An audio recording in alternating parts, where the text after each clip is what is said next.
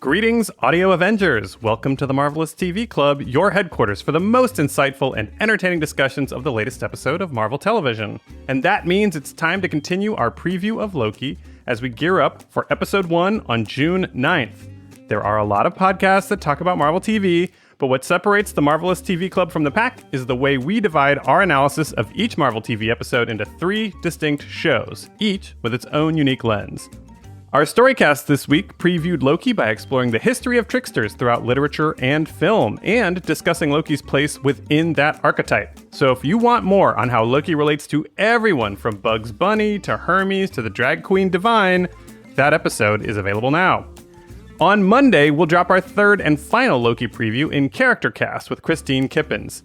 We will dive deep on our assessments and expectations of 3 different versions of Loki. The Loki of the past, of the present, and of the future.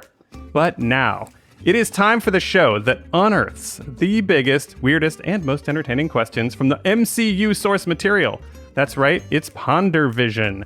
I am your host, Marc Faletti, and as always, I am joined by the Frost Giants defense attorney, Jesse Taylor. Hey, Jesse. How are you doing tonight, my friend?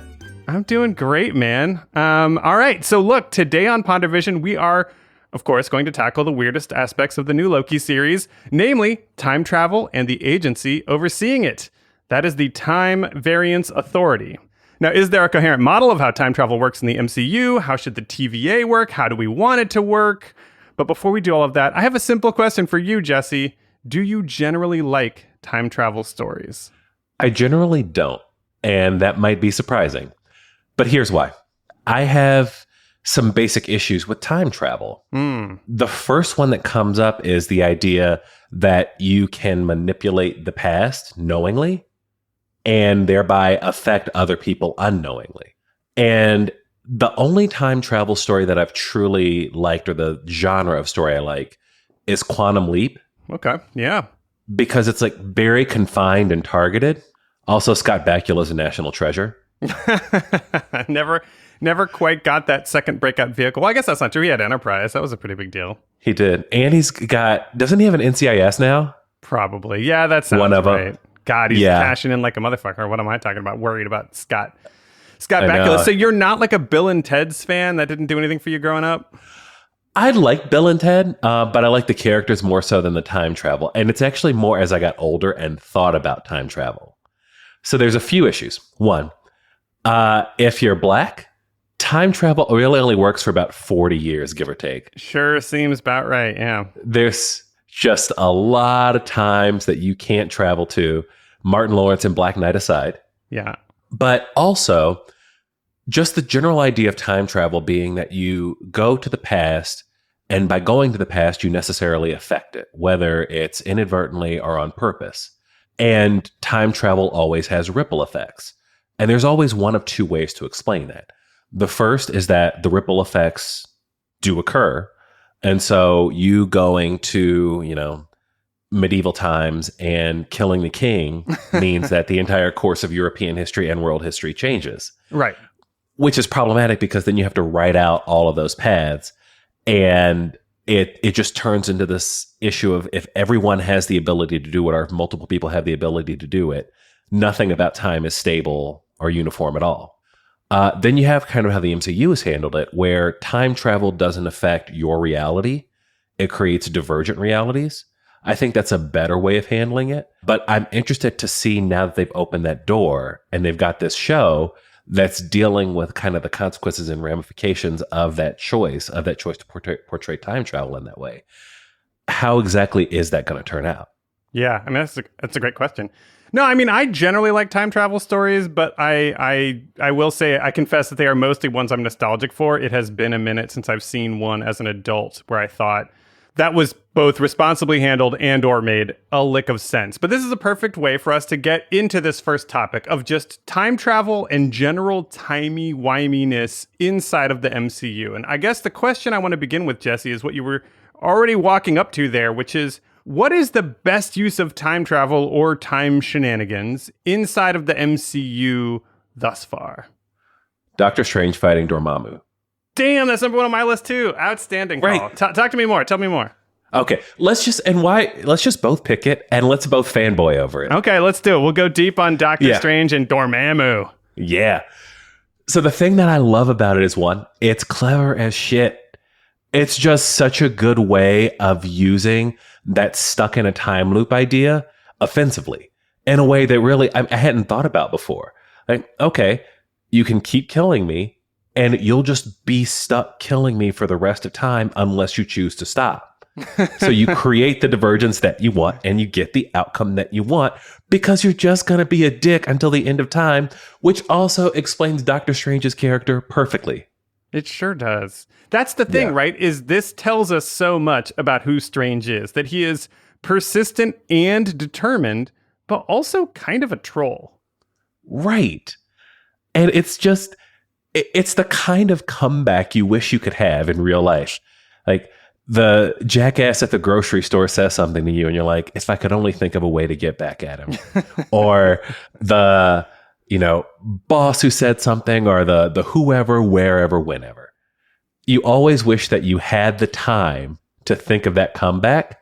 And what Doctor Strange did was just give himself the ability to keep repeating the moment until he had the comeback. It's pretty impressive. And again, it shows he's like super competitive too, right? He's happy. He'll do whatever it takes to win, even if it means dying 8 bazillion times, which is like some prestige type shit. I think, right. In terms of like the willingness that he's willing to take stuff. And I guess it also shows that God level beings like Dormammu can get bored, which I also thought was an interesting revelation from that choice, from the ability to bring that into the story. Exactly. It builds character on both ends, and it brings some humanity to what otherwise would just be kind of a big CGI god creature. So why didn't Strange do this for everybody heading into the Thanos fight, right? Give everyone their own little like time reverse bomb. Is it just not doable, or is it just because it's such a powerful thing? You feel like the problem with bringing that in is now you're like, well, can't everybody functionally be invincible now with this redo button? And my guess is, first, he can't do it for anyone, maybe but himself. Maybe it's localized to an event he experiences. Yeah. And it just has to be that there's some limitation on it, because you're right. It could have just been they were on Titan and they have the same fight 5 billion times until they finally pull the gauntlet off. Or convince Peter to chill the fuck out for just another 20 seconds. Oh, what if that's the ultimate message? That no matter how much time you have, you cannot get Peter Quill to just have some chill. That tracks, actually. It's not like he's a complicated guy. I don't know that there's anything in the world that would have like changed his behavior. Yeah. There's no magic button. He's going to be pissed when he finds out. And you can't, I guess you could try to look for the one time when Thanos doesn't bait him by talking about Gamora or hinting at Gamora. But I don't know. But yeah, maybe that was in the 14 or 16 million possibilities I looked at. So the only one that actually works is to let Peter Quill screw this all up.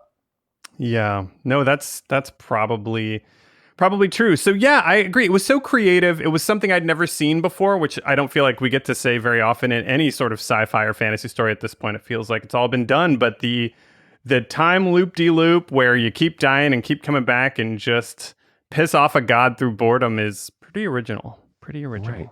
Now, what do you think has been the worst use of time travel or time shenanigans in the MCU? Yeah, look, I want to come up with a more clever answer to this, Jesse, but for me, it just starts and ends with old man Steve Rogers.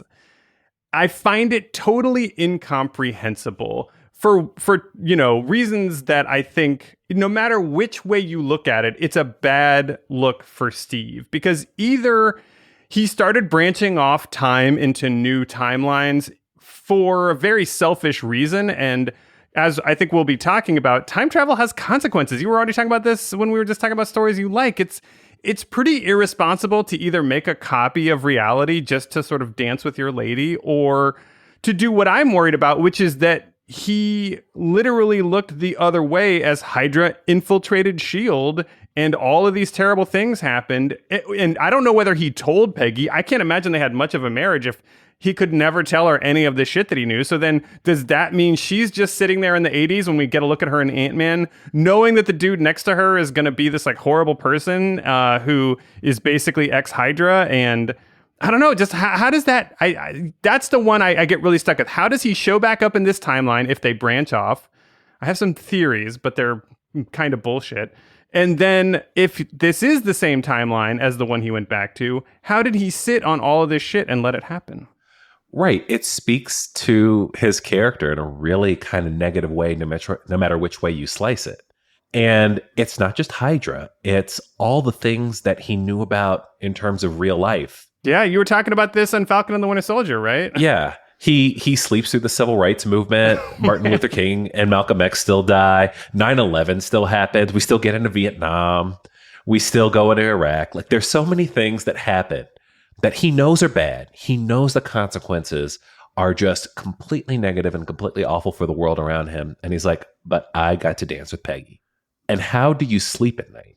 And then you come back and you act smug as hell with that shield, and you just feel fine about it. I don't love that. The best case scenario, and I do think there's a non-zero chance that we'll get it, but I always overthink these things and it never turns out the way that I want. But by doing this, he probably did crack open some pretty crazy timey-wimey shit. And it may be the case that Steve was out there being an interdimensional warrior, not unlike what the TVA is doing in Loki. Maybe we'll hear a little bit about it even in this show. It would be really helpful because I have to feel like Marvel wants to fix this loop. They're pretty good about going back and finding some of those pain points and addressing them. So I want to be generous and say, I feel like we'll hear more about what old Steve was up to, whether or not Chris Evans ever returns.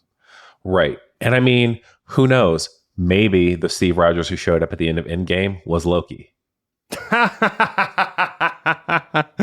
That's hilarious. He's a shapeshifter and we know he likes to turn into Steve Rogers already.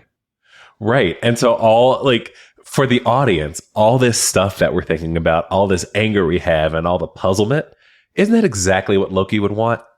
Yeah, he would want to turn us against Steve Rogers. He would want you thinking Steve Rogers, let everyone, die in the 60s and could have prevented Vietnam. He wants me thinking about how, Steve Rogers, created a bunch of timelines and didn't give a fuck. Because, if the branch theory of time, I don't need to jump ahead, but, if that works, every time he does anything, potentially, it could create a timeline. So going back could create a new timeline. Bumping into his neighbor's car could create a new timeline. Anything that causes a change could ripple and ripple and ripple and ripple. And by the time he's 95, he's given birth to maybe he is the cause of the multiverse. It's kind of a terrifying thought. This is getting so deep so fast. Yeah, well, welcome to PonderVision, folks. This is how we do. What about you? Is there one that doesn't work for you, or is it also just evil old Steve? No, so the one that actually came to mind, and I don't know if this counts as time travel or fixing time. I'm not sure exactly how you would say it, but the insistence on Tony Stark's part that when the Hulk reverses the snap, he brings everybody 5 years forward without changing anything else. Mm. And I always struggle with this because I have kids, and as a parent, I watch everything differently. It's just everything from crime procedurals to kids' movies to whatever. And so part of me when I initially watched it is like, I get it. I get that you have this kid and you do not want to see that relationship, that person that you helped create and build and mold go away. But at the same time, you created a universe spanning headache for everyone. And not just in terms of, there's people coming back and they may not have homes and you've got kind of the administrative part of it. But you've also just got the issue of where do these people go? How do they reintegrate into life?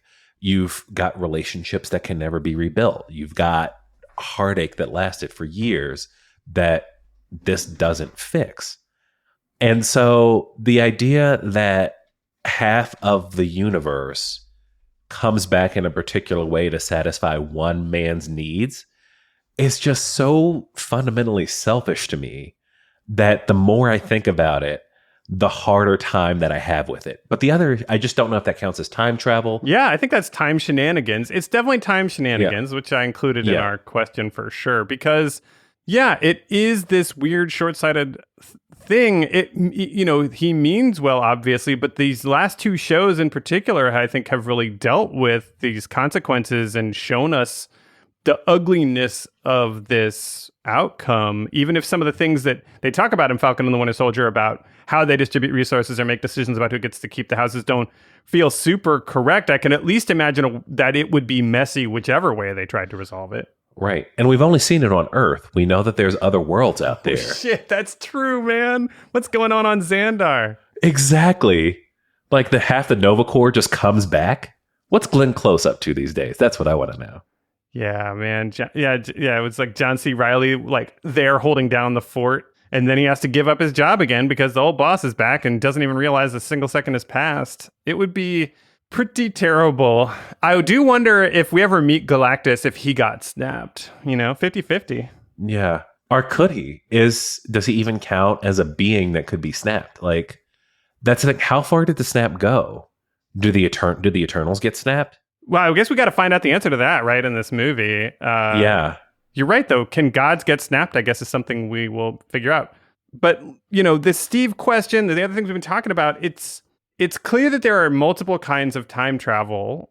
And I'm curious what you think is the coherent theory of time travel in the MCU, or is there not one? And what I mean, right, is like, if folks recall, the Ancient One explains the branching theory basically when Hulk is talking to the Ancient One about returning the Infinity Stones, and the Ancient One is like, well, if you don't, then our timeline branches off and we don't have them and we're unprotected, and and I can't protect my time even though you've protected yours. So I feel like the MCU is telling us, hey, this is how time travel works. But then Steve shows back up, so I can't explain or account for that. Do you have a coherent theory about how time travel works in the MCU? Not yet. And it's the exact thing you were talking about. We get this explanation. But the explanation is also that you can create a divergence, but then you can fix the divergence if you go back to the original point of divergence and fix the thing that you changed. But that then leads to the question, by going back in time, changing something, then coming back to the same point you left and undoing it, if someone's aware that you did that, for instance, the Ancient One is aware that occurred, that means that the Ancient One is different, and something is at least marginally different about that timeline than as it existed before. And even in terms of these branching timelines and returning everything, we know from the Avengers going back to the Battle of New York that by going back, they did change time. Loki's now gone, and Loki is going to be with the TVA. Indeed. So even in terms of the branching theory and them trying to fix everything, they still didn't. And when Steve and Tony went back to 1970 and Tony got to talk to his own father, did that influence how he was brought up? So is the Tony that we know a result of Tony interfering before he was born? Or is it a different timeline? Is there a different Tony Stark who's making different decisions? I love the idea that Howard Stark was an even worse dad before Tony came back and gave him a little pep talk and tried to encourage him to at least engage a little bit. Exactly. Before, Bucky kills you. Gosh, man. I feel that you're exactly right, that it's like there's this unexplained void that even if you try to hold a timeline together, it just feels impossible, that there is always going to be some kind of slight change. And the other thing I was thinking about was that time travel seemed scarce in Endgame because Pym particles were rare, because Hank Pym was gone.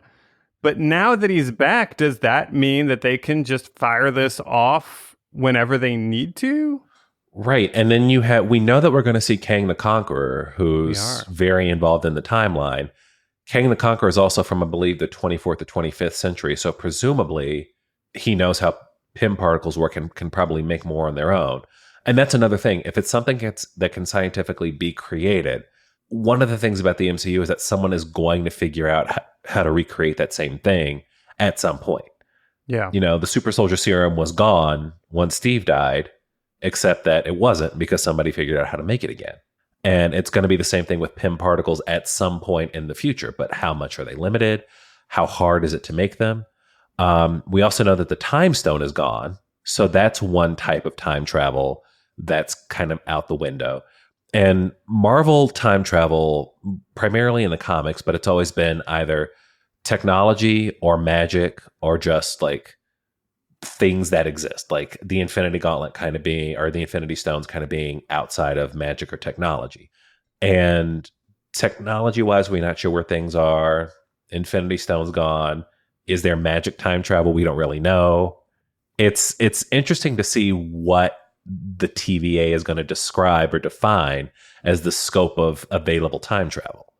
One thing that gives me hope that Marvel's going to answer this question for us in a way that they haven't before is that I believe Michael Waldron, who is the head writer of Loki, was also then brought on to write Doctor Strange and also Quantumania, the Ant-Man movie. And so given how much this stuff relies on a coherent and consistent, even with some suspension of disbelief, I'll give them some rope. Oh, yeah. I just want to understand how this stuff works. And I'm hopeful that having one writer who comes from Rick and Morty, of all places, which is a really good sign. Joanna Robinson had him on her podcast and was talking about the fact that he was set to be the Rick and Morty showrunner before Marvel scooped him up. That's a show that has dealt with a lot of weird time travel questions. And so hopefully he's going to bring some of that to this show and give us a more thoughtful take that also then, like any good comic book project, properly retcons any of the stuff that we're still a little anxious about. Yeah. And I think that's ultimately what's going to happen. They're just going to have to go back and say, that thing that didn't make sense about Steve, it was a life model decoy. Who knows? What does it say about white culture that when Back to the Future came out, nobody was like, Marty, why didn't you do any of this shit like save MLK? Whereas like now that's like the first thing that comes to mind when we talk about Steve Rogers. What does that say about Zemeckis and me in the 80s? Like what were we thinking? What the fuck is the matter with us? It was the Reagan era. Nobody was looking out for anybody but themselves. Yeah, I guess so, man. It's so funny. We expect all this stuff from Steve, and I'm like, yeah, again, Bill and Ted under no such obligations. That's all I'm saying. Right. Oh. But if Marvel won't answer the question of how time travel should work, Jesse, I'd like you to try and answer the question. Do you have a personal belief about how time travel would or should work in the real world? As you know, I'm a man of few personal convictions, but this is one of them. I always say that about you. Oh, that yeah. Jesse, his moral compass is always a spinning. Just a formless blob of protoplasm, that guy. Speaking of 80s selfishness, Jesse Taylor. So I like the idea that time is fundamentally inelastic, that you can go back, you can time travel, but you ultimately can't do much to change time itself. You might inspire somebody, you might change things on the margins or the periphery, but the ultimate thing of if you could invent time travel, would you go back in time and kill Hitler? Well, my personal vision of time travel is that you couldn't do that because that would be there's such a fundamental alteration to the timeline that one of two things would happen. Either you'd break time or there would just be another Hitler. And it might have been Goebbels or it might have been somebody else, but there would just have been another Hitler to cause the same problems. The reason I think that is just because otherwise you get into this like wobbliness of time where you have to then explain how, you going back in time, and it's the opposite of what I'm describing is kind of the Ray Bradbury Sound of Thunder idea, where you go back in time, you wander off the path, you step on a butterfly, and you fundamentally changed how the world is governed when you get back to your present time. And you're the only one who remembers it because you're the only one who was outside of that time and had the experience. That to me sounds like an utter nightmare. Like I would be paralyzed with fear if I ever time traveled in that way. Mm-hmm. I don't want to be the one person responsible for changing history in ways that are completely unknowable. And yeah, I also don't want to be the person who travels back in time and creates Hitler. Like, yeah. Like, and that's something that people don't think about with the flip side of the, would you go back in time and kill Hitler? Yes, that'd be great if you could do it. But what if you go back in time and you're the person who creates Hitler, or you're the person who creates the even worse than Hitler? Right, because there are many scenarios where a more calm and competent person could have won that war for Germany. Yes. So if you replace Hitler with Goebbels or somebody, maybe they win and it's much, much, much worse. Exactly. Yeah, that's kind of terrifying. I like this idea of the inelasticity of time because it fits something that we know to be true about time, which is that it is not, in fact, linear. That time, according to physics, is all kind of stacked on top of each other. It's like all happened and is happening and will happen. All of those things are true. Now, this doesn't speak well for the future possibilities of free will. And that's the downside of this kind of inelasticity, and especially when you factor in nonlinearity. But I do kind of agree that you can't really go back and change time, because if you could have, you also already did, even though we just don't know it yet. And of course, right. I think we all have some amount of modest ability to make choices. But if you think about it, most of the time, a choice seems like a choice in a vacuum, but when you're actually making one in the real world, you're making it based on a series of influences. What you've already experienced that day, your level of fatigue, the inputs of the environment around you. These things all tend to add up to an answer, however much it might seem arbitrary to us, that leads us to make a choice. And so if you get the same inputs over and over and over again, I think it is pretty hard for us to wind up choosing A instead of B when we always choose B given the same exact inputs at the exact same point in our life. And so that's why I think the inelasticity of time makes more sense to me. I was actually thinking about this when we were preparing for the show. And if you think about time in this way, and you just sit and you think and you're silent for about 10 seconds, what you realize is that in that sense, time is a series of slices. And so you never know which slice is coming next. Right. And that sort of gives you the ability to make choices as to which slice you will see next, or to affect how the next slice will turn out. But once you've made that decision and that slice has occurred to you, you can't go back and change it. You can remember it differently, or you can choose to forget it, or you can do all sorts of things. And it's about the intersection of memory and time, and how our memory actually changes our experience of time, because we may remember things that happened in the past differently than they actually occurred. And to us, that's just as true as if it did occur that way. But when we think about time itself, if every single slice you experience could be altered, it's kind of like you're saying, it's such a bizarre way of thinking about how we experience the world and the universe around us. But if each of those slices could be altered by somebody else, like, are we legitimately experiencing anything? Right. And like, if, because if time works the other way, let's say it works, or at least like it's very malleable as opposed to, inelastic.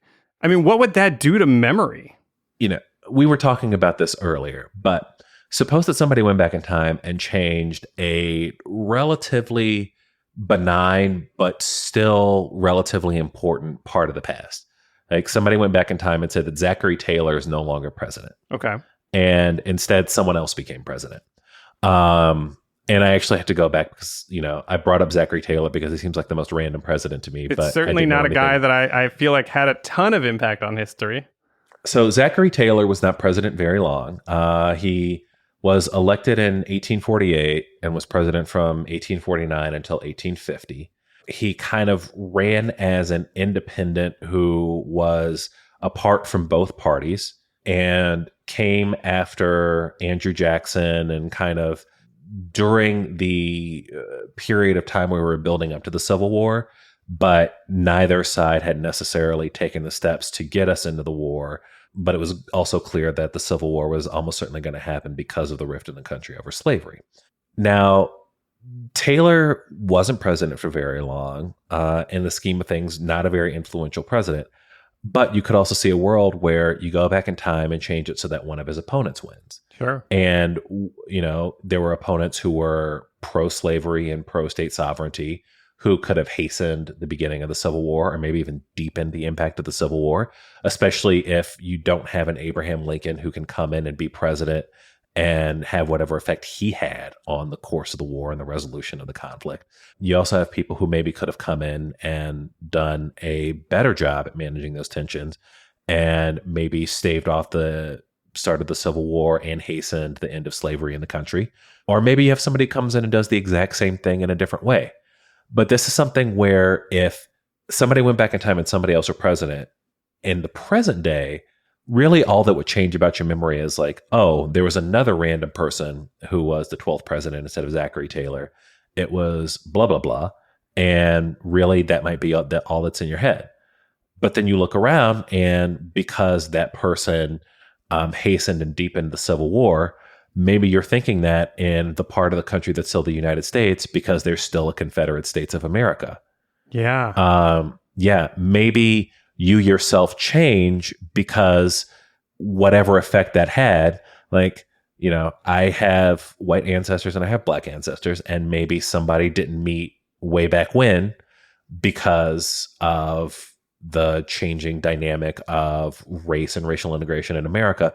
So I'm fundamentally different because I couldn't exist because of that one random choice about a forgotten 1-year president.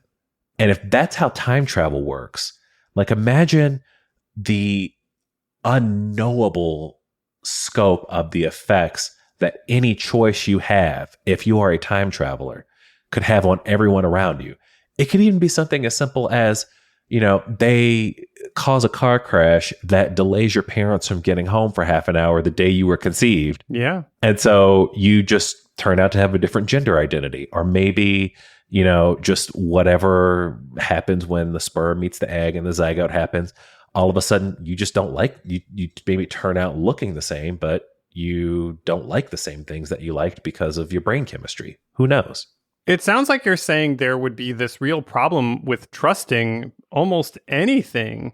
If you put this in the hands of a relationship, for example, where time travel is accessible, a constant do-over button would be really upsetting, because how pissed would you be if you found out that your spouse convincing you of something in an argument was only because they redid it Dormammu style until you essentially, they found the perfect thing to say, or you kind of, you know, they found a spot where you know, a weak spot where you could kind of essentially be, you know, they could make you give in. Anytime your spouse convinced you of something, you might just be like, well, did that really happen? Or did they just like overwrite reality until they got what they wanted? I'm just talking on a small scale, but you're right. Like the fundamental nature of everything comes into question once this technology is accessible. And I don't like the idea of us overriding reality again, like a hard drive over and over. Ugh. Did we just like make Groundhog Day the worst movie of all time? Because that's kind of the plot of Groundhog Day. Yeah, it's true. I mean, to be fair, he does sort of wind up pretty, I mean, I guess he finds himself back at a place of sort of Zen acceptance of all of this, but it does seem pretty hellish for a while for him, to be fair to Groundhog Day. Yeah. And to be fair to Groundhog Day too, it's clear that it is both limited and involuntary. That's true too. Yeah. And that's also something about, I realize I love a Groundhog Day. Like I love a Groundhog Day story. Happy Death Day and Palm Springs. I love those movies. Okay. But there's also something about the fact that they're involuntary, and the movies purposely limit the scope and purpose of the time travel to something affecting that person's life. Yeah. And there's also kind of the implication that the universe doesn't move on until they figured out how to get out of that time loop, which also kind of solves that fundamental problem of reality doesn't exist until that person gets out of that time loop, which then gets into the whole question of, is everyone else also stuck in the time loop and they just don't know it? It sure does, right? Because we never get a clear sense of what the rest of the world is doing in Groundhog Day. But you're right, though. The fact that they put some fences around it and made it involuntary also feels like it just makes it easier to go along with the premise. It does. Yeah, also, you always put somebody charming in the lead, and then it works really well. That's good shit. Well, Look, Marvel hasn't given us a coherent theory. They've given us some fun stuff like Dormammu, some frustrating stuff like the implications of Old Man Steve. And I think it sounds like we both favor an inelastic version of time because the rest of it all sounds like a hellscape. So let's talk about the Time Variance Authority then, because this is an organization that is presumably going to have a ton of power over reality. And I wanted to start with a really simple idea, Jesse, which is I work on a lot of brand strategy stuff at Rewire News Group and all of that. And we're talking about mission statements and we're working on these things. What do you think, what do you imagine is the mission statement of an organization called the Time Variance Authority? It has to be something along the lines of I think there's a core timeline, and their goal is to preserve the core timeline. Now, if you think about the branching theory, is the idea that every branch weakens the core timeline? I don't know what the effect of the branches is. Is it a weakening or is it just an offshoot? Also, is there just the issue of the branching could create more suffering? So you maybe want to stop the branches just because you don't want the, like, and we've talked about this, and I think it's going to come up on Storycast as well. But, you know, Avengers era Loki, first Avengers era Loki, was a full-on fascist. He was not a trickster. He was just a fascist. Mm-hmm. And so do you want to stop the branch where Loki wins? Is that the goal? Is it to keep the bad branches from occurring? I just realized I haven't actually answered the question. I've just created more questions. No, but I think that's a really good question. Like, because you're making a utility argument there with that last part, right? Is the idea to shape, to sculpt the timeline to do the most good in your eyes, however you aggregate the concept of justice or goodness, fairness or life or happiness, whatever quotient you're using, is the goal of the TVA to keep that going. Based on the visuals we've seen, I'm skeptical that they're like happy-go-lucky or good-hearted folks. Right. But you're right. It's like, but you also said something early on that I think is true, which was basically around the idea of like, you know, predictability, I guess, right? Like if you want to keep these branches from forming because, you know, if you're a spiritual person, for example, what happens to a soul every time a new version of a timeline is branched off? Do you get a duplicate version of a soul? Does your soul get fractured across these things? Like, I can see reasons why you might want to, even in a universe where time could branch, you would want to try and reduce that. So the way I was thinking about their mission statement was like, and this is some creepy ass shit, so whatever, but it's like, order is predictability is truth, and truth is eternal. Our mission is to preserve all that has been, is, and will be, to maintain the already observed natural end of the universe is. And I have that last S in the parentheses, right? Because I don't really know whether it's like they have observed the end of all timelines or whatever. But we all know that, you know, presumably according to physics, the universe is eventually going to collapse back in on itself. And I feel like at a minimum, they're trying to do everything they can to keep the predictability of things, especially because time's not super linear. So they probably have a sense of how this is all sort of playing out because they're sitting outside of it. So yeah, predictability has to be paramount and chaos has to be the antithesis of that. That's kind of my main takeaway from them. And the other question is, are there points that are more vital than others? If somebody goes back in time and changes when your bus shows up last Tuesday, do they care? Yeah. As opposed to if somebody goes back in time and hands over all the Infinity Stones to Thanos in 2014. Are those different levels of concern for them, or is it equal to them? I don't know. Do they have a moral responsibility to do the option you were talking about, essentially about sculpting the best possible timeline? Because is it not the case that every single person in the Time Variance Authority is some version of the Steve Rogers dilemma that we were just talking about? Like, maybe you have an obligation to improve time or not. I mean, if Steve Rogers does, why don't they? But again, I don't know I don't even know if we call them people, but what the entities staffing the Time Variance Authority are. If they're not even bound by the morality. The thing with Steve Rogers is that Steve Rogers is supposed to be a moral paragon. He's supposed to behave out of a sense of morality.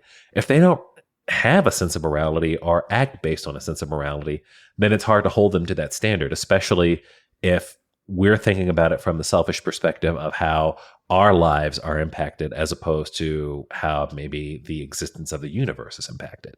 Look, we've both worked jobs at places, and I worked at a university, the biggest in the country. It was its own kind of bureaucratic mess. And I'm curious, Jesse, if the Time Variance Authority was recruiting you, what do you think would be the coolest job to be tasked with in terms of the maintaining of the timeline? Like, what job would you want them to recruit you for? I would like to be the person in charge of tracking some type of time travel, like who all has access to a particular type of time travel. I would be the master of that. So like, I will be the person who knows every person, past, present, future, that has access to Pym particles. So whenever somebody has a question, it's like, oh yeah, that's Yellow Jacket. He comes back and he gets access to the Pym particles. Not that I'm spoiling anything, but I saw that Corey Stoll, who's one of my favorite actors, is going to be in Quantumania. Yes. I'm assuming that this is some part of what happens. Corey Stoll, I will come see you in anything. I watched every episode of The Strain, most of them twice. Man, that's got to put you in some super elite percentage of Strain fans. I know. The Stoll heads, as they call us. The Chrome Domes. I'm saying that myself. Also yes. A Chrome Dome. So that's what I think, to be the person who's in charge of kind of being the master of a certain kind of time travel, or at least the holder of the knowledge with respect to that kind of time travel. Well, I'd like to take that idea and sinister it up a little bit, Jesse. Okay. What if you're the person whose job it is to sabotage civilizations and scientists who are on the cusp of time travel? So, if branches are bad, the best thing we could do is constantly foil anyone and everyone who would otherwise discover time travel. And so you get to do some spy shit, which sounds fun. Maybe you even go become pals with these people. They're probably interesting because they're able to create time travel. But then you go in and you fuck all this shit up. And if time travel is bad, then you're also doing like a pretty good thing. So I like the idea of tracking it. But as you were talking, I was like, well, then I'd probably just want to go ahead and stop all of that, because otherwise, if we've learned anything from Tony Stark's fucking armor, this shit will fall into the wrong hands. Yes, inevitably. I like that idea. And again, this gets into the whole question of, moral valence, and but obviously people have access to time travel. We know that because it's happened. So is it the idea that, you can look and say, okay, well, the Chitauri shouldn't have it, and Ronan the Accuser shouldn't have it, but person X, Y, and Z should. And again, if this job exists, explain Thanos. But maybe that's just an Infinity Stone thing that will also get explained.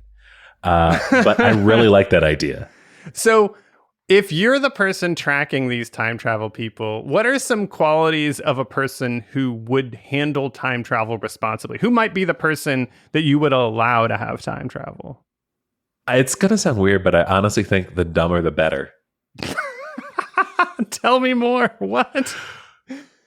So in terms of time travel and its impact, I think on balance, the dumber a person is, the more likely it is that they go back in time and they're the person who breaks their leg in a puddle in the 1300s and just dies of sepsis and nothing happens. Okay, so you're basically saying I'll allow anyone who is incapable of succeeding to have this toy. Maybe. I mean, I'm not going to be as concerned with the person incapable of succeeding. No, but you're making some sense, because I think we've also learned throughout human history, and has been a thread of this conversation, that the road to hell is paved with good intentions. And the more you think you might be solving problems, the more you could be worsening them. And the most dangerous thing could be a super passionate, committed, and smart, very moral person who wants to run around and do something better at every turn, which just fucks everything up and makes everything even worse. So actually, I mean, that your argument's kind of compelling Yeah. Do you really want the zealot who's planned for this to have access to time travel, as opposed to the person who's just kind of going to go dick around in the 80s? Yeah. No, it's not a great thought the more I ponder it. What's the worst job you could have at the Time Variance Authority based on your conception of it, whatever you imagine it to be? Hitler protector. Oh, fuck. Oh, man, Secret Service for Hitler? Yep. You're the time travel person who's just okay, look, we know everyone's going to come back in time and try to kill Hitler and Thanos and 5 other people. On every planet presumably has some sort of or every planet, every culture has some sort of dictator, tyrant, despot that everyone says, you're on Beta Prime, whatever. And everybody says, if you could go back, you get drunk and you say, what would you go back and do? And it's I'm going to go back in time and I'm going to kill Zardoz, because Zardoz was the guy who, had the great genocide of 500 years ago. Because every culture has that. And we all know there's just like the one entity or person that is going to manifest that sort of evil. And if your goal is to protect the timeline, presumably those things happen because they were either important to the timeline or they have some sort of relevance or need to have occurred. And so, to be the person who's just like, okay, well, somebody else figured out time travel and somebody else went back in time to try to kill the tyrant. So now I've got to stop them or be next to the tyrant to prevent the assassination attempt or whatever it is. And so, the idea that like you're probably going to also have to get very, very familiar with the Earth Hitler or the Space Hitler. Oh my God. In order to understand how to protect them. Imagine how fucking awful of a job that would be. Yeah, because you're probably killing these people that are good. Like if there's time travelers that are coming back to kill Hitler, they're probably like super smart moral people too. Like, so that would be awful. At a certain point, I feel like you'd also have to switch out people because, I just feel like at a certain point you'd be like, okay, go ahead and kill Hitler. Like, look, I'm fine with it. Like, I don't want to. Nobody wants to see this guy. Well, no, I take that back. They're very awful. Unfortunately, there's about 39% of Americans that want to see that guy around. Good God. But I have to figure that the bulk of people do not want to see Hitler live.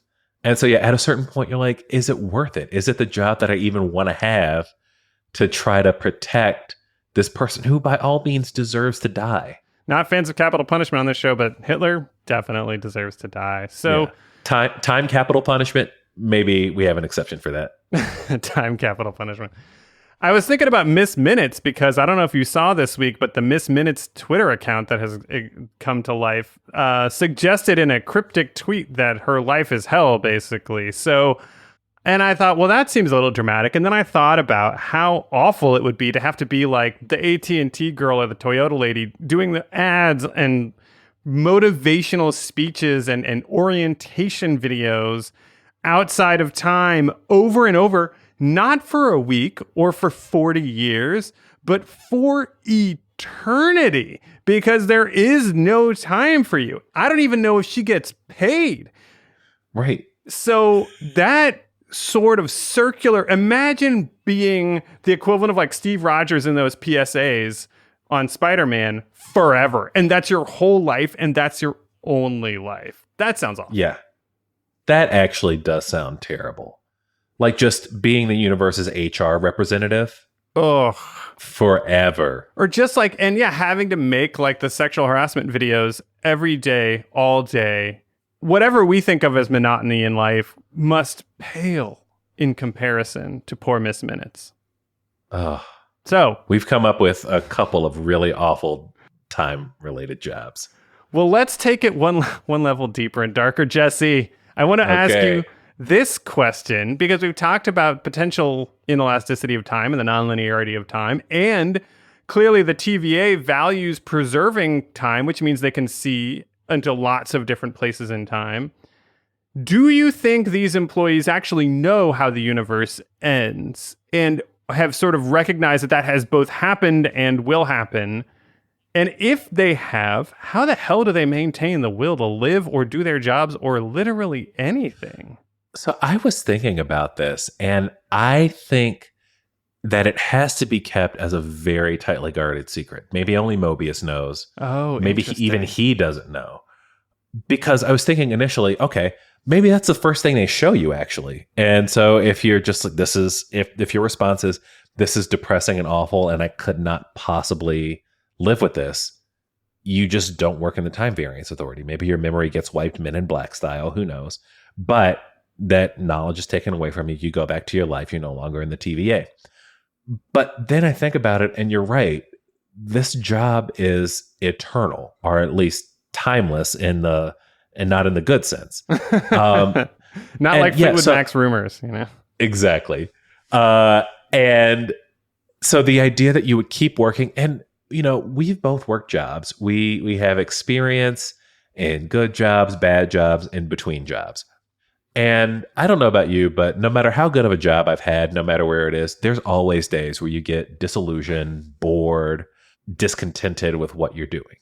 And sometimes the solution is just to take a break for a while.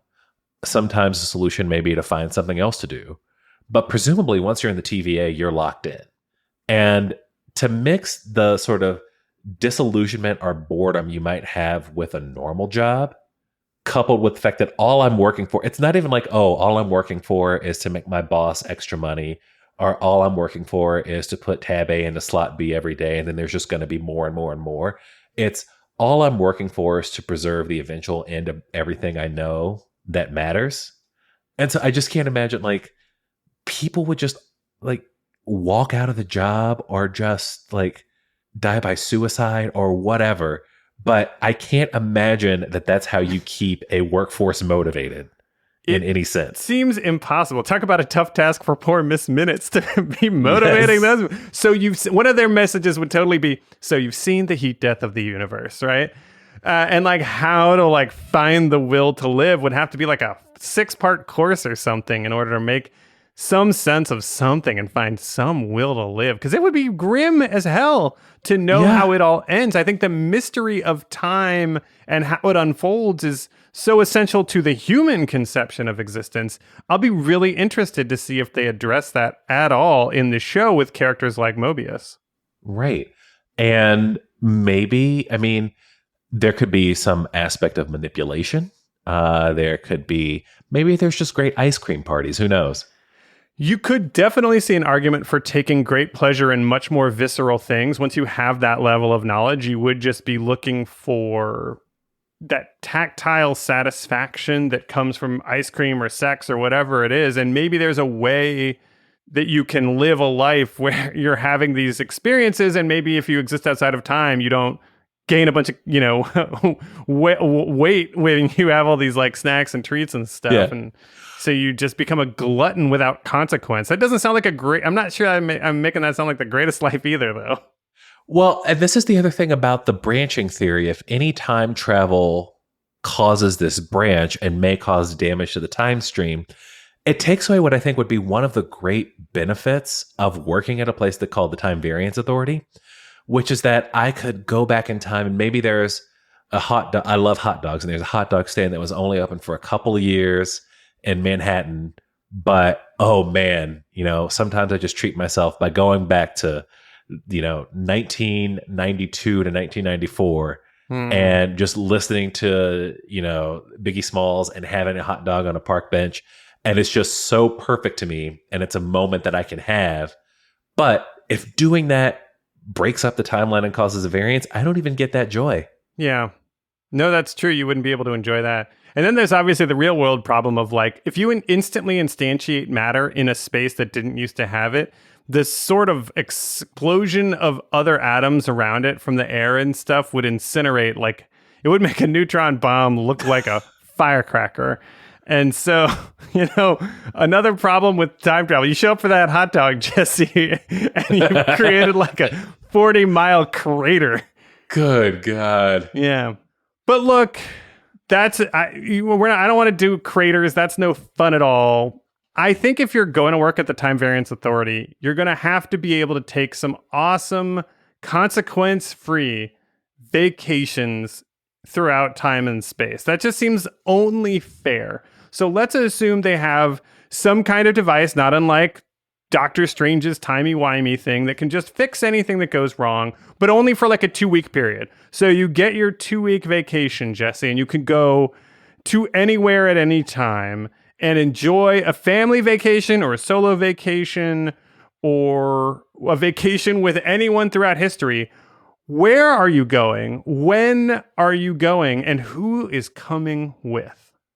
I'm going a little bit selfish. And this is actually something that I discussed with my spouse earlier today. But she was saying that, once kind of things get back to normal, like you and I should just go take like a sports trip somewhere. God, yes, man. Yes. So here's what I want to do. You and me, the 1991 NBA Finals. We have tickets to every game. Jesus, man. First of all, thank you. That's You're welcome. An incredible dream scenario. I would love that. I was just thinking today about the iconography of those Bulls uniforms and how I was talking with Amanda about how red and black and white are these essential colors from Gen X. And we had sort of not really thought about the fact that Michael Jordan probably had a lot to do with that. Right. And, you know, from Air Jordans to the Bulls uniforms themselves, but you look all over Gen X music and film and stuff, and those particular colors really do tend to stand out. We were talking about how when we were kids, you know, if your school was red and black, that was like really cool. Like I never went to a school with those colors, but they were always the kids who had the coolest shit, you know? So yeah. God, being able to go to 91 finals, I love that idea, man. I was imagining, this sounds funny, but one of the most unique things that I think about a lot for some reason is War of the Worlds, like the radio broadcast of Wells, and being able to go be at the studio while they are producing it and kind of watch all of that unfold and then go to the after party. Because think of what kind of an insane high that must have been to have put everyone through the ringer. I'm not saying that it's like a good thing to celebrate, I guess, but the rush must have just been incredible because they had no idea that they were going to send everyone into these like panics and freakouts and stuff. And I just feel like that one night in New York City must have been incredible. And it would be fascinating to me to hang out with Orson Welles after having pulled that shit. And that actually gets back to the beginning of our conversation, which is a time travel to Troll, or to at least see the execution and aftermath of one of the greatest trolls in history. It sure is. That's so true. And of course, I would also totally tell him, dude, you have to finish the editing on Magnificent Ambersons or it's going to fuck your whole career. And the timeline be damned, Jesse. I want to see what happens if Orson Welles gets to make like more studio films instead of falling apart and scrounging for money in Europe for the next 50 years. I know, but do you really want to deprive the world of Unicron? Megatron. Man, for anyone who doesn't know, Orson Welles' final role ever was as the voice of the planet-eating robot Unicron in 1986's Transformers the movie, which was my favorite movie growing up, and I didn't realize I was going to become a huge Orson Welles nerd, but yeah, I mean, underrated cast, my dude. Leonard Nimoy, Robert Stack, Judd Nelson. Pretty good shit. Right. It's one of those movies that, and especially if you watch it as a cultural artifact, devoid of sort of the context of the time, it's such a bad movie. Hey, now, wait a second. We're going to have to fight about this. No, I'm just kidding. Even just the character development of the movie doesn't really make any sense. Mm-mm. And you also realize that the entire point of it was to kill off the old toys so that they could release a new line of toys. But in the moment, as a kid, when I remember I watched it for the first time on Betamax in my cousin's basement, and there's a song in the movie, for those of you who've never seen it or may not be familiar, by an artist named Stan Bush called The Touch. And it is the most 80s piece of music that has ever been released. It's just soaring guitar chords and just this sort of straining hope that makes you feel like you're driving down the California coast towards your destiny. And it has no reason to be in the movie. It's just such a weird mix of like, here's what we had available, and we got all these stars to show up, and let's just make a movie and see what happens. And then what happens is you buy all of the new, they're mainly bad guys, I think, but you buy all the new ones and you're like, I'm so cool. And I've got my Rodimus Prime and life is amazing. That's incredible. And look, if folks are like, hey, The Touch sounds familiar, it's so corny and over the top that's the song that Mark Wahlberg's character sings in Boogie Nights when he's trying to release a single is actually Stan Bush's The Touch from Transformers the movie. I highly recommend checking this song out on Spotify. I feel certain that they were like telling this dude in the studio, we want like knockoff Journey. If you can just do knockoff Journey, we can't afford Steve Perry or whatever, but let's just do some knockoff Journey and make this magic. Now, Jesse, I guess I have to revise my answer and say I want to go back to opening night, be at the premiere of Transformers the movie, so that I can soak up all of this incredible nostalgia again. But no, that's probably would be one of those things where you would go back and be so incredibly disappointed. So just to give our listeners a little bit more insight to The Touch, which is apparently just what this show is about now. It was released, and I'm just reading off the Wikipedia page right now, but it was released as a double A-side single with Weird Al Yankovic's Dare to Be Stupid. Which is an incredible Devo sound-alike. Speaking of sound-alike songs, I actually really like that song. Which is another song from the soundtrack of the movie. And then it was released in 1987 on Stan Bush and